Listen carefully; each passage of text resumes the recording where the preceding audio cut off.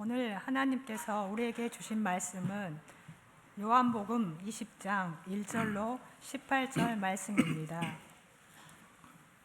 이제 봉독하겠습니다. 안식 후 첫날 일찍이 아직 어두울 때에 막달라 마리아가 무덤에 와서 돌이 무덤에서 옮겨진 것을 보고 시몬 베드로와 예수께서 사랑하시던 그 다른 제자에게 달려가서 말하되 사람들이 주님을 무덤에서 가져다가 어디 두었는지 우리가 알지 못하겠다 하니 베드로와 그 다른 제자가 나가서 무덤으로 갈새 둘이 같이 다름질하더니 그 다른 제자가 베드로보다 더 빨리 달려가서 먼저 무덤에 이르러 구부려 세마포 놓인 것을 보았으나 들어가지는 아니하였더니 시몬 베드로는 따라와서 무덤에 들어가 보니 세마포가 놓였고 또 머리를 쌌던 수건은 세마포와 함께 놓이지 않고 딴 곳에 쌌던 대로 놓여 있더라. 그때야 무덤에 먼저 갔던 그 다른 제자도 들어가 보고 믿더라. 그들은 성경에 그가 죽은 자 가운데서 다시 살아나야 하리라 하신 말씀을 아직 알지 못하더라. 이에 두 제자가 자기들의 집으로 돌아가니라. 마리아는 무덤 밖에 서서 울고 있더니 울면서 구부려 무덤 안을 들여다보니 흰옷 입은 두 천사가 예수의 시체에 뉘었던 곳에 하나는 머리편에 하나는 발편에 앉았더라. 천사들이 이르되 여자여 어찌하여 우느냐 이르되 사람들이 내 주님을 옮겨다가 어디 두었는지 내가 알지 못함이니이다. 이 말을 하고 뒤로 돌이켜 예수께서 서 계신 것을 보았으나 예수이신 줄은 알지 못하더라. 예수께서 이르시되 여자여 어찌하여 울며 누구를 찾느냐 하시니 마리아는 그가 동산지기인 줄 알고 이르되 주여 당신이 옮겼거든 어디 두었는지 내게 이르소서 그리하면 내가 가져가리이다.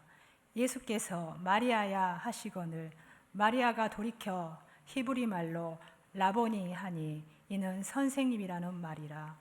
예수께서 이르시되 나를 붙들지 말라. 내가 아직 아버지께로 올라가지 아니하였노라. 너는 내 형제들에게 가서 이르되 내가 내 아버지 곧 너희 아버지 내 하나님 곧 너희 하나님께로 올라간다 하라 하시니 막달라 마리아가 가서 제자들에게 내가 주를 보았다 하고 또 주께서 자기에게 이렇게 말씀하셨다 이르니라. 아멘. 하나님이 이 말씀을 통해 우리에게 은혜 주시길 원합니다. 아멘.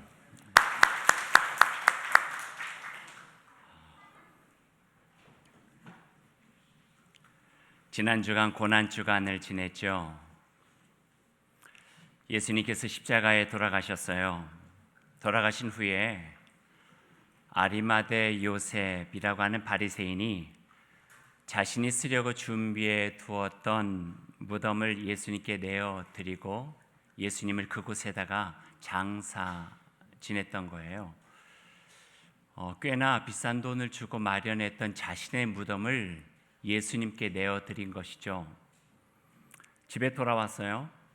그때 아리마대 요셉의 아내가 부인이 요즘 말로 하면 바가지를 긁는 거예요. 따지고 들었어요.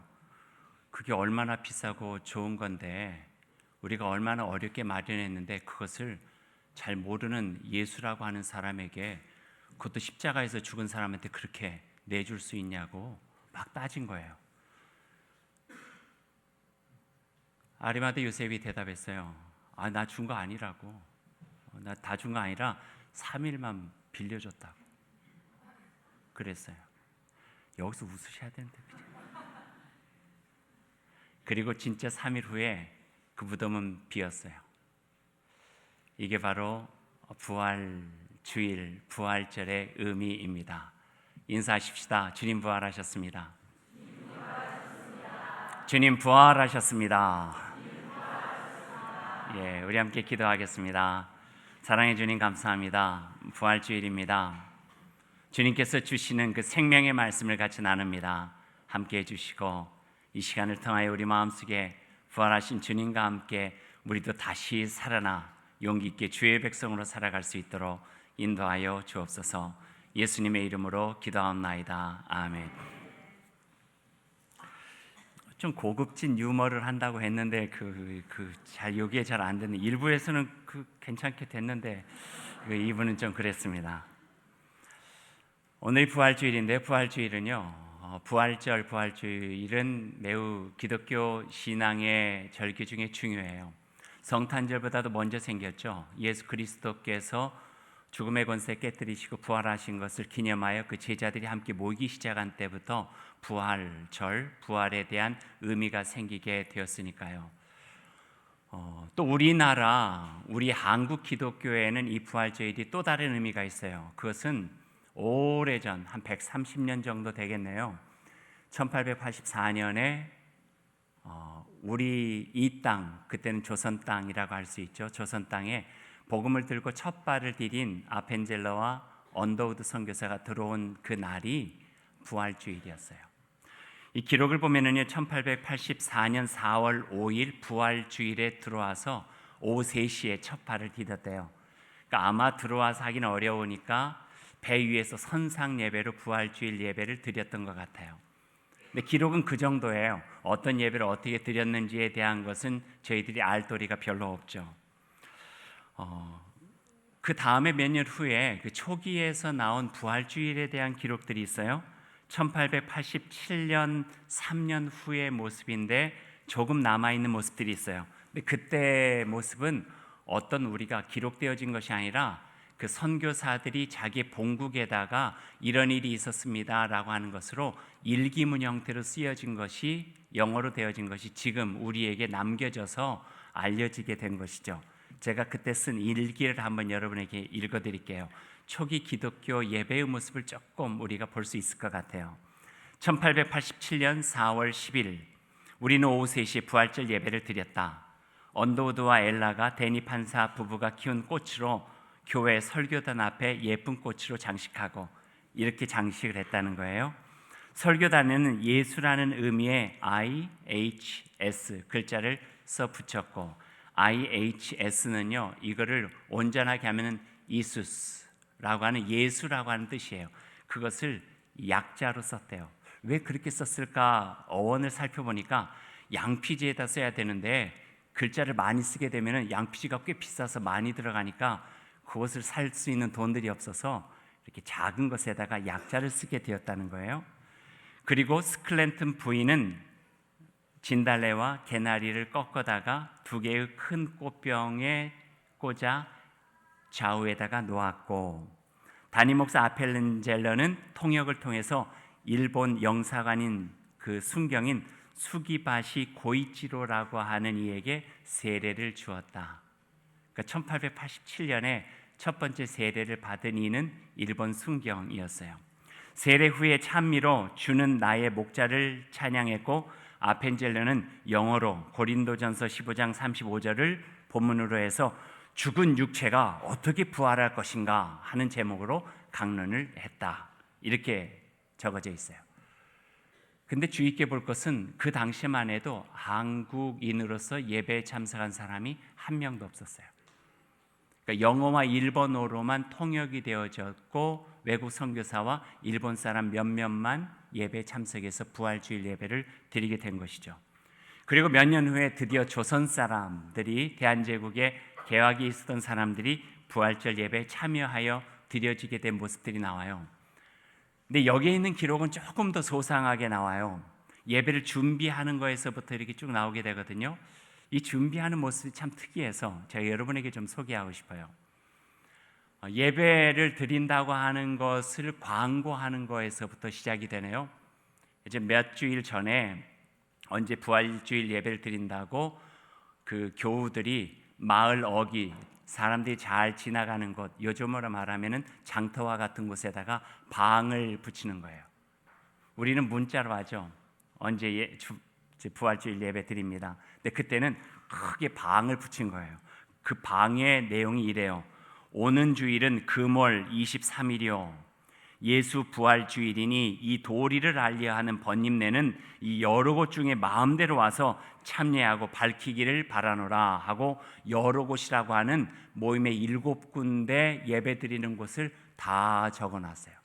그러니까 7군데 중에 어느 한 곳에 가서라도 예배를 참석하면은 다시 사신 예수 그리스도의 그 도에 대해서 배울 수 있다는 것이죠. 그때 모인 수가요 400명 정도 됐대요. 그러니까 꽤 많이 회집해서 함께 예배를 드리게 된 것이죠. 예배를 준비하는 것도 좀 독특했어요. 그날 준비하는 것이 아니라 그때도 고난주간을 지켰어요. 월요일부터 시작해서 고난주간에는 식사를 하지 않는다든지 나름대로의 고난주간의 의미를 되새기면서 하다가 성금요일이 되어지면은 성금요 예배를 드리게 된 거죠. 그저께 저희들이 교회에서 성금요 예배 드린 것처럼 다만 우리처럼 7시 반이 아니라 10시에 모였어요. 10시에 모여서 성금요 예배를 드리고 거기에 내용이 보면은 비장한 마음을 가지고 성찬식을 거행한 후에 비장한 마음을 가지고 성찬식을 한 다음에 그 다음에 하는 일들은 부활주일 예배를 위해서 교회 청소를 하는 거예요. 재미있는 것은 도배를 새롭게 했대요. 우리 아이들이 도배라고 하는 거 알지 모르겠어요. 이 벽지를 새롭게 바르는 거예요. 벽지를 그동안 묻은 거 다 떼어내고 새 것으로 벽지를 발라서 다시 사신 예수 그리스도를 기념하게 되었어요. 그리고 벽지를 바르고 깨끗이 청소하고 난 다음에 그 당시에는 지금 남자 여자가 함께 예배드리는 것은 생각하지도 못할 때잖아요. 남녀 7세가 부동석 같이 앉을 수가 없었던 시대니까요. 김제 가도 금산이라고 하는 것에 그런 교회가 있고 영천 옆에 대구 옆에 자천교회라고 하는 데도 그런 곳이 있는데 거기 보면은 기역자처럼 남자 회중석과 여자 회중석을 나눠 놓기도 하고 자천교회 같은 데는 가운데다가요 가로막을 질렀어요. 그래서 서로가 서로의 얼굴을 보지 못하게 한 거예요. 들어가는 입구도 달라서 이쪽 대돌 위에다가는 남자들이 신발 벗고 들어가고 저쪽 대돌 위에다가는 여자들이 신발 벗고 들어가고 그래서 앞에서 설교하는 사람은 남녀를 다 볼 수 있지만 서로는 서로에게 눈길조차 줄 수 없는 그런 시대가 있었어요. 그런 예배당을 도배를 새롭게 한 다음에 남자 회승석 앞에다가는 크게 글씨를 써서 붙였어요. 7자 정도로. 어떻게 했냐면 예수 부활하셨네 7자로 크게 써붙이고 또 여자 회승석에는 할렐루야 주 찬양 이렇게 7자를 써서 붙인 거예요. 예배실의 환경을 마련한 거죠. 붉은색으로 꾸미기도 하고 꽃을 꼽기도 하고 그래서 부활하신 예수 그리스도를 축하하는 예배를 드리게 된 거예요.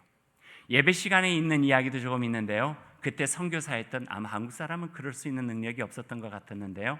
로즈 와일드라고 하는 한 선교사가 여러분 어렸을 때 보셨는데 발로 이렇게 열심히 구르면은 바람이 들어가 가지고 소리가 나는 풍금을 그때 쳤대요. 벌써 한 100여 년 전이에요. 풍금을 치고 시어머니라고 하는 의사는 자기가 가지고 온 트럼펫을 가지고 찬송을 불렀다. 이렇게 기록이 되어져 있어요. 꽤 멋진 예배였을 것 같아요. 그날 그 부활주일 예배 때 세례를 오늘 세례 받은 것처럼 세례를 받은 사람이 20명이 세례 받은데 그 중에 한 줄로 어떤 것이 기록되어 있으냐면 세례 받는 이 중에서 16살 먹은 자매가 예수님 이름으로 세례를 받는 것이 너무 소중해서 40일 동안 금식한 후에 세례를 받았다. 우린 4시간만 밥 안 먹어도 속에서 꼬르륵 소리가 나는데 40일을 4일도 아니고 40일을 금식한 후에 세례를 받았대요. 세례식이 끝나고 난 다음에 부활주일 예배 때 빠지지 않았던 것이 이제 목사의 강론 설교 시간인데요. 목사의 강론하기 이전에 했던 것이 부활주일 문답이에요. 문은 묻는 것이고 답은 답하는 것이고 그래서 그 당시에 문답을 제가 오늘 주보 예배 순서 뒤에다가 넣어놨어요. 한번 보세요. 우리들도 한번 하면은 좋을 것 같아요. 그때 했던 문답을 여러분과 제가 한번 같이 해보죠. 첫 번째 문답 4개의 항은 예전에 있었던 고어로 그대로 옛날 말로 써 있었고요. 그리고 5번째는 현대어로 바꿔서 해놨는데 한번 저하고 해 보십시다. 제가 물을 때 여러분이 대답해 주시면 됩니다. 오늘은 무슨 날이뇨? 예수 그리스도 난 뉘시뇨? 어찌하여 대주제의 외아들이 죽으셨나뇨?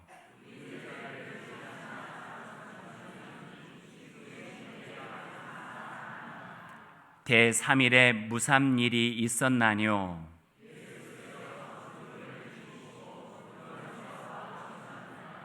그날에 누가 일찍 무덤에 갔는가?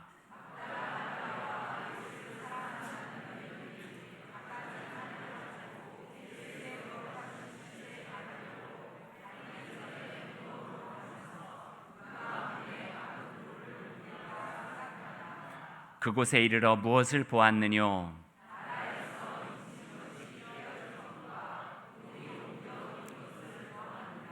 누가 그 돌을 옮겼느뇨? 막달라 마리아가 이러함을 보고 곧 한 일이 무엇이뇨?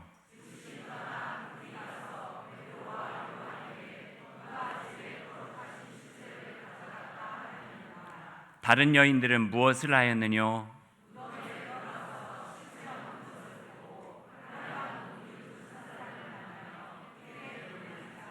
천사가 무슨 말을 하였느뇨?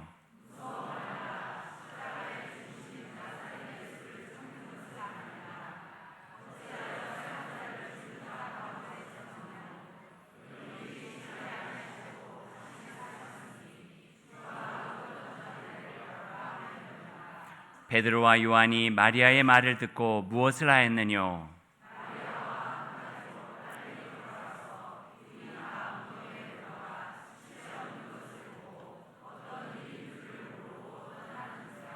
막달라 마리아는 무엇을 하였느뇨?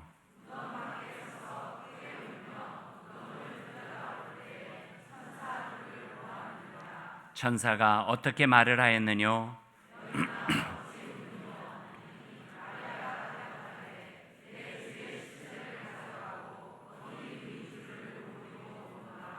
마리아가 이에 무엇을 하였느뇨? 보고 예수인 줄을 알았느뇨?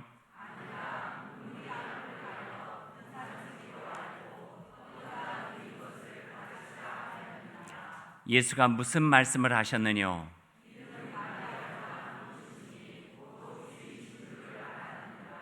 이것을 알고 마리아가 즉시 무엇을 하였느뇨?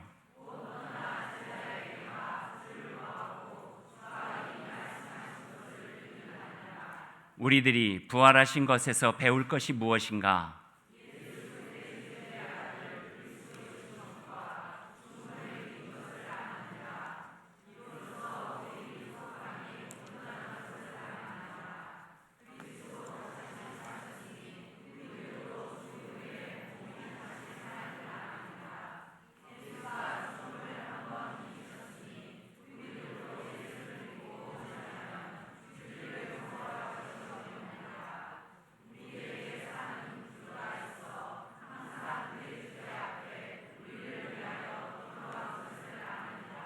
이 날이 어찌하여 그리스도인에게 기쁜 날인가?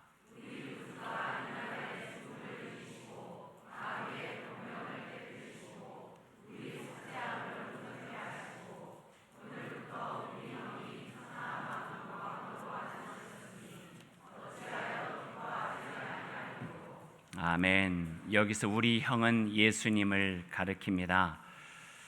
그리고 난 연후에 찬양을 불렀어요. 그 찬양의 가사가 재밌어요.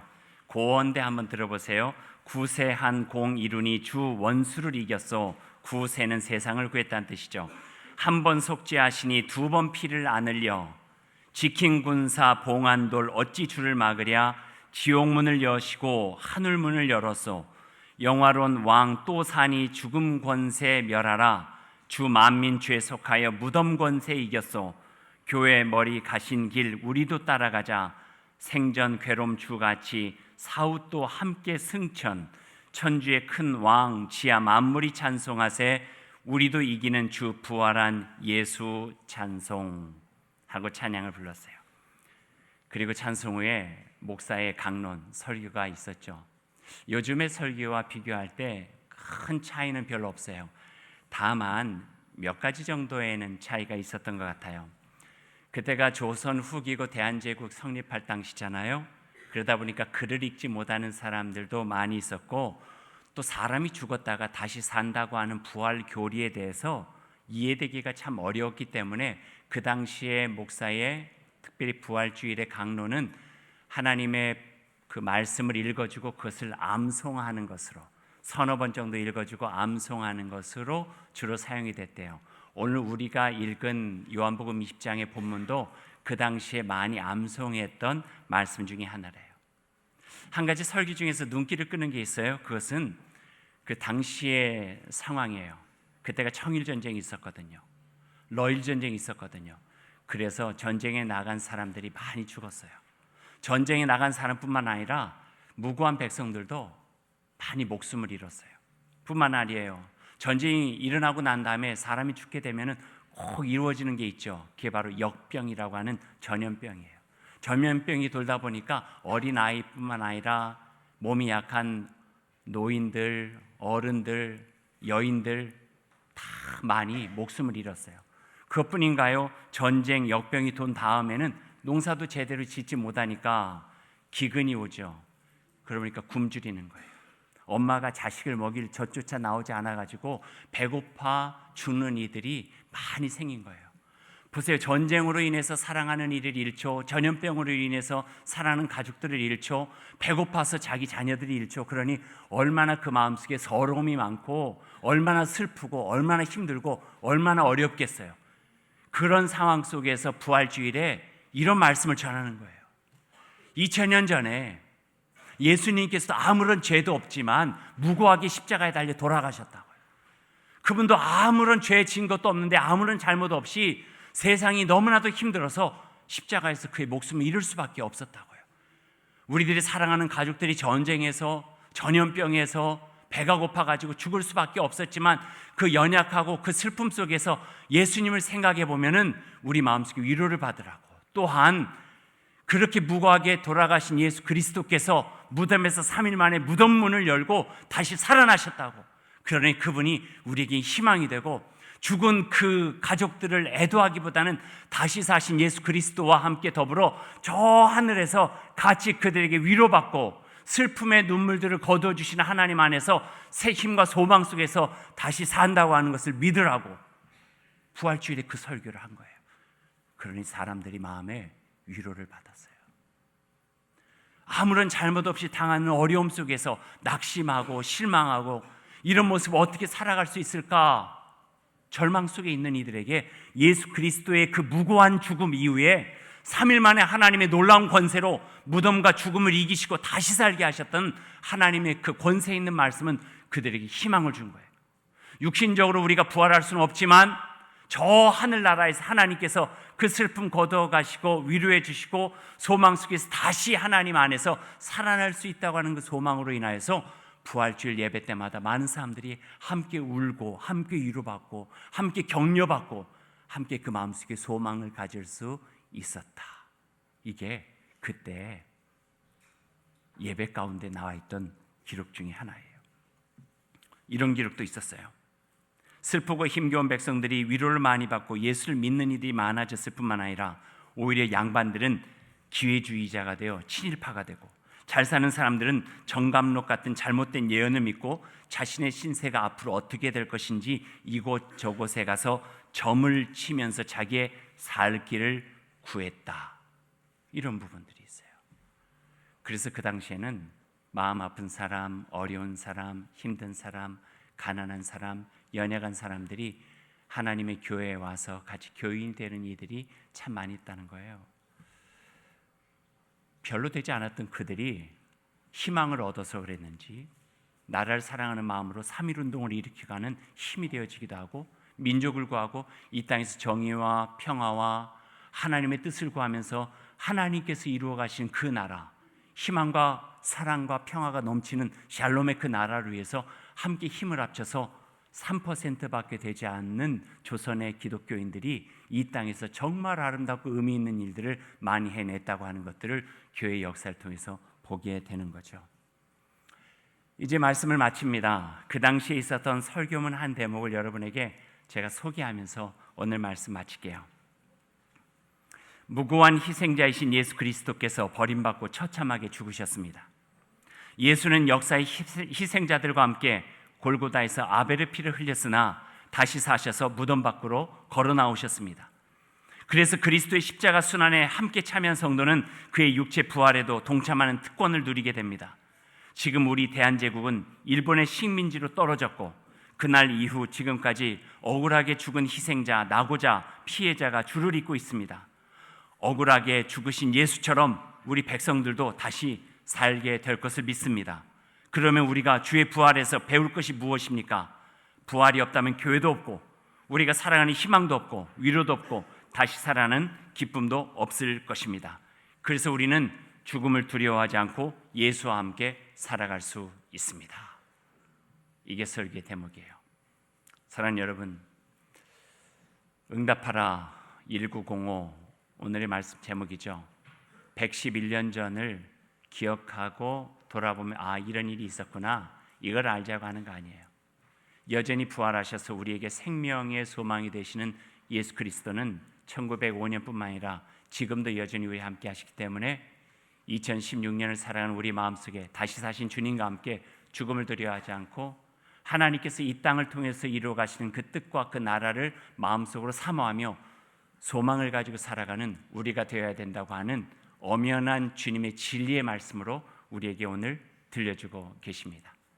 그 부활하신 예수 그리스도와 함께 이 땅에 나아가 하나님의 귀한 자녀답게 하나님의 나라를 이루며 다시 사신 예수 그리스도와 더불어 하나님의 뜻이 있는 그 귀한 나라를 이루며 살아가는 저와 여러분 다시 되시기를 간절히 소망합니다. 기도하겠습니다. 하나님 감사합니다. 예수님 다시 사신 부활주의를 맞아 다시 한번 그 살아나심의 의미를 마음속에 새깁니다. 우리 마음속에 살아계신 예수 그리스도로 인하여 모든 염려, 모든 슬픔, 모든 아픔과 모든 지치고 힘겨운 상황들을 이겨내게 하시고 주님 예수 그리스도와 함께 하나님 우리 가운데서 이루어 가신 그 나라를 위해서 함께 살아가는 기쁨과 의욕과 그 용기도 주님 허락하여 주옵소서. 예수님의 이름으로 기도합니다. 아멘.